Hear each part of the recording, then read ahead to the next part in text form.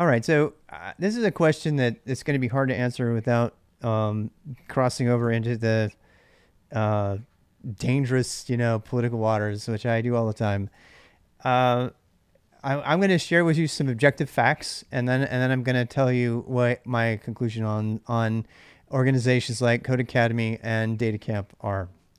Okay, so uh, CodeAcademy is a for-profit organization that tries to cross the boundaries with nonprofit, and I think they've tried to move into a for-profit more lately. And I'm not familiar with DataCamp as much, but these are boot camps, and they've gotten better, thank God. I mean, the ones that are still around have gotten better since 2013. I've been watching them very, very closely because it was around the time that the boot camps came out that I started SkillStack, which was a private mentored community. It wasn't a boot camp. It was more about encouraging people to do their own learning and become independent learners and go that route, as opposed to charging them $8,000 up front and then maybe having them get a job after they complete some completely obscure curriculum that's not based on anything other than what they think you should learn. Um, and so the main question, the main point that I'm trying to make is that, yeah, boot camps um, suffer from lack of any regulation, and that's a good thing and a bad thing. So they can do things that are making universities showing up universities causing them to step it up, I guess. Uh, but they're not actually. So really, seriously, avoid anything from Trinity under under the hood. So there's an organization called Trinity. I can't even remember. I should probably have looked it up before I did this video, but you know me. And what they do. So the bottom line is, colleges can't provide boot camps. Colleges cannot provide boot camps. They can't get the people. They can't. They called me and they couldn't find anybody. Colleges cannot find the people. Boot camps have morphed and are selling to companies. So I don't know. Just today I got bombarded by Old Dominion, which is funny because I did consulting for them once upon a time in Second Life. And they're bombarding me with a coding boot camp thing, and I guarantee you they didn't make it. I don't know that, so I can't guarantee it. I'm gonna get sued one of these days for saying something like that. Uh, I have no idea, but I have a feeling, and this, let me just tell you the warning, right? And are selling to colleges. So some of these boot camps have figured out that it's more profitable to them to sell to the universities who can't find the people. And I know for a fact that UNC Charlotte buys services from Trinity, and because they couldn't find anybody else, and this organization was offering their own boot camp services on the side, and they have some sort of plan or agreement that says that they're not going to tell you that they're fulfilling the boot camp services for the college. But let me just tell you, so this is related to the CodeAcademy and DataCamp thing. And the whole thing is evidence of the danger with the unregulation of the whole industry, not to mention traditional education being less and less regulated and charging whatever they want ever since Fannie Mae and Freddie Mac said they could give out as much loans as they wanted to under Nixon. So, so let me just say, somebody says their boot camps are a trade school like HVAC repair and auto mechanic school, not regulated, not consistent, can be great or tragic. And that's really it. So they can be really great, or tragic, and they have. And I'm going to tell you a story, a true story. A good friend of mine that I made after the fact. I met him at a pub in Cornelius, and he had been through a boot camp, and I won't say which one, and in downtown, and he was $8,000 lighter, had no money, had no job, and no ability to get a job, and he was really, really depressed. And it just rips me up inside because these organizations have no accountability whatsoever at all. I mean, at least, and the problem though is that because they have no accountability, they can teach faster, they can teach more current material on all of these things, And I benefited from that greatly at running my private mentor community. That's why I stayed away from the bootcamp term, because I was able to help people accelerate their skills really quickly and get them really great jobs really fast. But I also didn't have to play all the regulation game, which meant that I didn't have to get, like, if you get accredited, which I looked into, if you're at college and you're getting accredited, some of your times you can't even get accreditation until you get some of your curriculum changes approved like a year or two in advance. There's no way colleges can keep up with the current regulation in America anyway, with the demand for new technology and the change of technology. And so you see this kind of unholy pairing between boot camps and universities right now. And it's just a matter of time, I think, before CodeAcademy and DataCamp end up jumping into that bandwagon. The only boot camp of any kind, and you didn't ask about boot camps, I know, but the only boot camp that I would ever suggest somebody do would be one that doesn't get a dime until you make money. And there are several of these, and what they end up doing is they handpick people and make sure that you don't come into their program unless you're going to succeed. Well, that's better than them taking your money, then sending you on your way, knowing you're not going to succeed, which is what they did to my friend. And it's just tragic. So with that kind of atmosphere in mind, let's now turn to the online boot camps that are trying to do the same thing, but they have even less regulation, right? And they change on a whim wherever they're going to go, right? So CodeAcademy paying money for, I would never pay a dime for learning any of this stuff. Everything that you need to learn is coming from you doing the research and doing the experimentation and setting up your own curriculum. And people, they say, the people who try to sell you this stuff try to fill you full of FOMO, or not FOMO, for FUD, because they think that you're incapable of doing it. This is the greatest tragedy of all. And I'm finding that CodeAcademy and DataCamp are sort of doing this. The one organization that isn't doing this that's out there is Free Code Camp. They're trying to pump you up with, hey, you can do it, you can do it, you can do it. And they actually have the opposite problem, because they pump you up with so much you can do it that then when they actually get tested to see whether you can do it, and I did this with 40 people specifically, I took 40 people through their web development curriculum, I kid you not, and not a single, actually two of them, that had already done this could make a web page afterwards. They had their certificate, they were certified web developers according to Free Code Camp, and none of them could make a web page.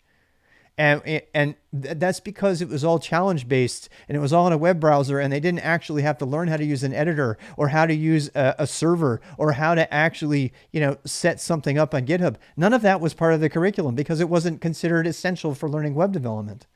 So the problem with this is that it's completely unregulated, because it can't be. They can't regulate it fast enough. And the technology footprint is moving and changing so quickly that any of these companies, even the boot camps, can't keep up. I mean, they're still teaching you Ruby on Rails, and Jenny aside, there's not many people that are doing Ruby on Rails for web development. There's other things you need to learn, and they just keep repeating the same thing, and they can't upskill. I know, because they tried to get me to do this. I won't tell you which one, but there was a boot camp in this area that tried to pay me all kinds of money to develop their current curriculum, to build a new curriculum for them. And I asked them, I said, can I release this curriculum to the world as well? And they said no. They said, no, it will be ours only. And I'm like, well, what happens when you have to make a new one? I did another one for a community college locally because it's a proprietary, we have the knowledge, you don't game. And this doesn't help anyone. It doesn't help anyone, because they're now competing about who has the freshest information, who has the best information, who should you pay versus the other one, because it's all for profit. I think it's one of the biggest advantages the sharing economy brings to the world is this opportunity to actually put content out there that everybody can use, no matter where they are. As long as they have a computer, they can use it, and we can work together as a community to make it good and find ways to fund that are not necessarily, for profit driven kinds of techniques and models. And so I personally would stay away from anything that charges that kind of money. I hate that I have to pay the money to get a certificate for the CCAD and all of that stuff, but I'm going to do it anyway as a service to y'all and to service to myself, I suppose, but not so much because I want the piece of paper, because I want to be able to say, oh, look, I got the piece of paper and it's nothing. It's just this. And by the way, it's you still have to do all of this other stuff anyway. The thing that's missing, and I keep saying this over and over and over again, this is the whole motivation for the open credential merit system that I'm trying to put together, and I would love educators and other people to come on board with it, is we're missing the list of the tasks and the skills that you need to be able to do to get the job. Nobody is focusing their attention on that. They're focusing attention on the next Udemy course, the next book, the next thing that's going to get you a next CCAD, which you don't even know if the CCAD is going to get you the skills you need, because you can't even read what the fucking skills are until you take the test, because they're not listed anywhere. Because it's a mess. It's a mess. What we need is the industry has to get together and say, at least the people of the industry, you and me, it's not going to come from the powers that be, unfortunately. It's going to be coming from the engineers out there who want to help each other out and learn this stuff. We've got to sort of formalize this informal mentoring that's been happening by graybeards since the dawn of time in the Linux industry. We need to get these people together so that they can start sharing in a way where they sort of agree on, yeah, you need to be able to use the Linux command line in these following ways. You should be able to do this and next to this and this and this, and get that thing together. And then once you have that sort of thing, then you can say, okay, where can I learn this? Right? And then the CodeAcademies, the DataCamps, the free code camps, all of those people can come forward and say, hey, I can teach you that. See that thing? See item number 3 on that list that you need there? I can teach you that. Here, let me help you. But instead, what they're doing is they're competing with their edgy curriculum, and they're using their curriculum as a point of contention, as a business advantage. And that it doesn't serve anybody. It doesn't serve anybody, because nobody can even agree on what's being taught, nor let alone share what it actually is you're taught, because now it's proprietary and you don't get to even see the curriculum unless you pay $400. So the more that the money comes into the issue, the more that I am ambivalent, and I don't want anything to do with it. I don't. And if you ever see me charge for anything, it would probably be to charge for like a paper copy of a book that's otherwise available as a free PDF, like William Schatz has done with an absolutely essential book that everybody should read. It's called Learning the Linux Command Line. And it's from William Schatz. It's a little bit dated. It's actually very dated, but still, it's one of the best books ever written on Bash that you can get for total free. But you'd never know that if you went to Amazon, because it doesn't say it anywhere. It just says, hey, you can buy this book for $20 on paper. But if you go for a search outside on the internet, the book is not even pirated. It's actually released for free. People don't know that they're paying for the paper. So this has been a long drawn out thing. I don't really have anything in for CodeAcademy or DataCamp. Everybody, ultimately, the people working there, I happen to know, want you to learn. They want you to progress, but they're being bound by the venture capital and the boards and the CEOs and everybody else who are profit driven, because in America, at least, if you're a C corporation, you have to make money for the shareholders. It's the law. And if you're not doing that, you're breaking the law of your corporate organization, and they've got B corporations and things to try to help that out. The whole system is a mess, because it's all part of this old economy that we're trying to usher in a new economy where we have a sharing economy, and people are contributing, and they're subscribing, and they're sharing, and they're supporting, and they're sponsoring, and they're crowdfunding. That is the sharing economy that we want to take hold. And it won't take hold as long as people keep dumping money into these things that they're being told are turnkey solutions that aren't. Because you got to think, you think for some reason, I don't know why humans think this. We think, and I am so guilty. I'm just as guilty. For some reason, we think that if we pay a lot of money for something, that it's better education.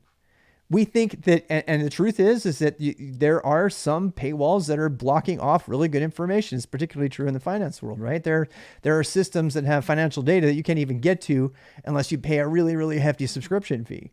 And legally, there's legal databases that do the same thing. And that's part of the old economy. That's not going anywhere, unfortunately. But we can build a new economy, and a new economy that's built on agreement about the skills people should have. And then everybody can make their money helping people get those skills. That's the open core business model. That term was coined by GitLab, who, has built their entire company on free software, and by providing the services and support for that free software, even though they had 4,300 commits from the open source community last year or 2 years ago. So that I want to see that more. So my answer for CodeAcademy is, yes, you might learn something, The other big disadvantage I have with the Code Academies out there, and the other the cert is the challenge based learning has flaws. So this is something I was really trying hard to understand. It's not Code Academy that did this, but I mean, I did the Golang program on Code Academy, and not only does it not talk about modules at all, I mean, it was completely useless. I was like, why would you even do this? I mean, you'd have more value just going and playing around with your own stuff, you know. And this is one of the reasons the Go development group network recently got behind exorcism.io, which is, and I'm going to suggest exorcism, like do something like exorcism instead. Because why? Because it's an open platform where everybody mentors each other, and then they share. Some of the exercises are pretty crap, but they're able to be shared and they're tweaked, and it's an open platform where you're doing real work using your own command line. You're not using some web interface or something. But the problem I have with challenge-based learning, and I was really struggling to understand why so many people of mine just totally failed this web thing. And I did it. It was kind of a controlled experiment on my part. I deliberately, except for the two guys that I helped, the guy and a girl actually, I didn't tell them. I did something with them called the HTML challenge, where I had to make a website over and over again, and until they could get down to the point where they could make it in less than 60 seconds, and they could do it, and they knew what they were doing. And those two people just passed with flying colors. But the ones that went through nothing but the free CodeCamp program, they were only worried about the next step. They would win every time. So challenge based, slash gamified. I like gamified learning, but here's the problem with gamified learning. In that case, you would get this big award and this fanfare, and you would pass one thing, and then they would be on to the next challenge. And that challenge didn't build on the skills of the last one. It was a new skill. And so you would get that skill, you'd read about it, and you do exactly what it took to win it, and you'd be off to the next thing. And you off to the next thing, off to the next thing. And you just want to get through it. And you get through it, and they would win it, and then I would give them a test and say, okay, now make a web page. They couldn't do it because they had never synthesized all the skills together and used them in any meaningful way, even though they had this review at the end to try to help them do it. And Code Academy is built on exactly the same model. I mean, at least the newer ones that are coming up, like Code Kata and the O'Reilly and some of the Replit stuff, at least they are labs. So they like set up the scenario and they say, here's the overall scenario. Here's what you need to accomplish. Let's walk you through it while you're doing it over here on the terminal. And yes, it's in a web browser. It would be better if it was on your own Linux machine. But the point is that they're setting up the conditions for a skill that you need to do. And then they're having you learn the hard way by breaking things and doing it wrong and working through it. In fact, the Hard Way series, not Kelsey Hightower's thing, but the Hard Way series, which is a Python guy who started it, are really good because he just says, go out and learn and practice how to do X and Y with Python. And then you go do it and you come back and you learn it. Because that person came from a mentoring perspective. He's like, I'm going to tell you the things you need to do, and I'm going to help you when you get stuck, but I'm not going to handhold you while you're doing it because you won't remember it. So you need to go through, you need to fail, you need to experiment, you need to learn to do your own research. And I'll tell you 2 or 3 resources you should go to figure this out. But it's up to you to even do the research. In other words, instead of spitting the answer to you right there in the challenge, like they do in Code Academy, and creating a dependency on that specific page, people told me that they couldn't remember what they did and they couldn't remember what section it was on. So they would try to go back with it and they couldn't find it. They couldn't find it to fix it. Now they had no way to get their own answers. Why? Because the entire premise of the learning method is wrong. Because they haven't been taught to do their own learning and solve their own problems from the beginning. The better thing to have done would be to give them the task and say, go do a search. This is how I do it. And others have taught me. It's like, go do this task. And I'm like, okay. And then they go research it and stuff. And then they say, well, I got kind of stuck. I don't know which one to go to. Okay, I prefer this resource, but you can go find it. So you're helping them find their own resources, and you're ingraining in them the autodidactic habits that are going to carry them forward as truly independent technologists. And Code Academy doesn't do that. Free Code Camp doesn't do that. And a lot of these labs, unfortunately, don't do it. They're better. The OSCP is actually one of the best because it has you do a bunch of labs. You know, the Try Hack Me, the hackers. This is interesting because the hacking community has figured this out. Because each hack is something so different that you really have to learn the ins and outs of how to do that hack. Otherwise you just end up being a script kiddie and you know what to type at the right time. So they really want you to understand the underlying systems and go through that kind of thing. Yeah, Try Hack Me is another one. I have problems ethically with Try Hack Me. They're fine, but I know that they're paying people under the covers for stuff for advertising. I mean, they've done some pretty shady things that I'm not a fan of. Hack the Box has done a lot better in my opinion. That's just me. So this is not so much about CodeAcademy. This is so much about learning to maintain your own knowledge. Because after you finish CodeAcademy, what are you going to do after that? What are you going to do? You're going to go back to CodeAcademy? Are you going to go look up that page every time you can't remember how to do something? It's more important that you have a list of tasks you need to accomplish and skills you need to be able to do, so that as if they would be listed on a job resume, and then be told, go figure out how to do that. And then you figure out how to figure it out, because that's part of the learning process. That's what makes you independent. That's what makes you employable. That's what makes you trustworthy.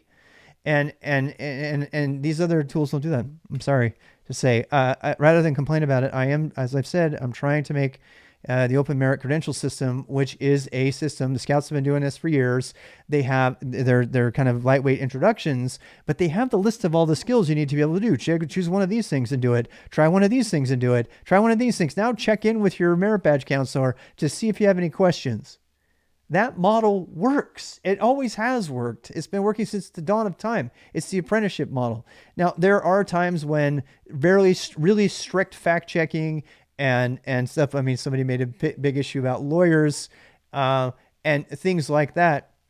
You know, there are certain industries, electronics and stuff like that, where you can't just like fake it till you make it through it and figure out and experiment and get your way through the whole thing. At some point, they're going to need to make sure that you know how to execute on a particular thing. Like if you're in the military, you have to know how to put a gun together, right, and take it apart. I mean, you have to know that, and you have to sign off on that, and you have to have somebody see that you know how to do it, and that needs to be, you know, signed off on in blood. But the method of assessing that and ultimately validating that you know that skill doesn't necessarily have to take the form of a multiple choice test. You would probably rather see people do that in the field, just like, you know, martial arts or anything, right? All of those things that require demonstrated, trustworthy demonstrations of your skill are good, and the more of those things you can find, such as exorcism, even though some of the exercises are kind of, you know, they're better.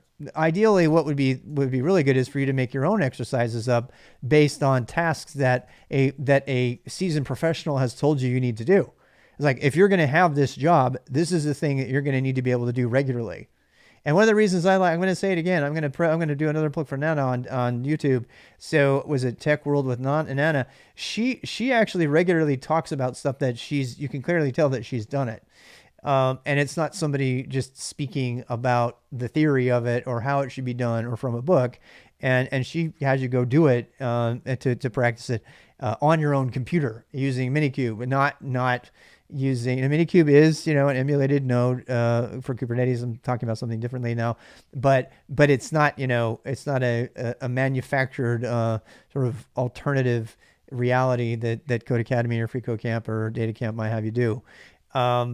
So that's probably more than you wanted to hear about that. I look forward to getting my purple belt in Kamahama Karate. Really? Is that a thing? When I got started programming, very few online resources, and we had books only. I still think books first. I love books. Even if the books are outdated, because they usually have a structured approach. This is the thing about books. I have mixed feelings about books. I loved going through the books because it was the same. How to improve your sit. Oh, right. And martial arts are bullshit. Yeah, well, the belts definitely are.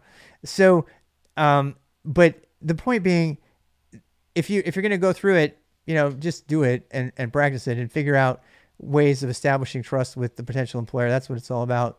And you'll have to figure out, you know, what that means. I do think books are I personally have been too, okay, books are a double-edged sword, and we should probably do another, I think I did do another video on this. Books get outdated in the tech world almost instantly. But books tend to have editors, unless they're pack publishing. And so the quality is better. They tend to be targeted toward a specific audience. So, the author has usually thought about who's going to be reading this, not always. And then they also, unfortunately, they tend to be written better. People actually think about what they're writing. Now, I could just name tons of examples of where that's not true. But some of the earlier Rally Perl books were what helped me learn Perl, and that's all I had. The man pages wouldn't have done it for me. I thought about actually printing out the man pages. I learned Postgres, no kidding, by printing the man pages for all the documentation for Postgres directly, and I didn't pay a dime for a book. And I went to well, that's not fair, because I must have paid like $20 in printing costs, because I seriously had a stack of paper like that. I learned Postgres in, what was it, 2009, 2008, when it was relatively new, and I just printed it all out. And the graybeards, the Linux guys who taught me, the Unix guys who taught me, they had printed bound copies of the man pages for Bash and a trough and all kinds of stuff on their bookshelf that they printed out. So, a man page, you have to know what that is. It's a different question. I'm going to end this one now.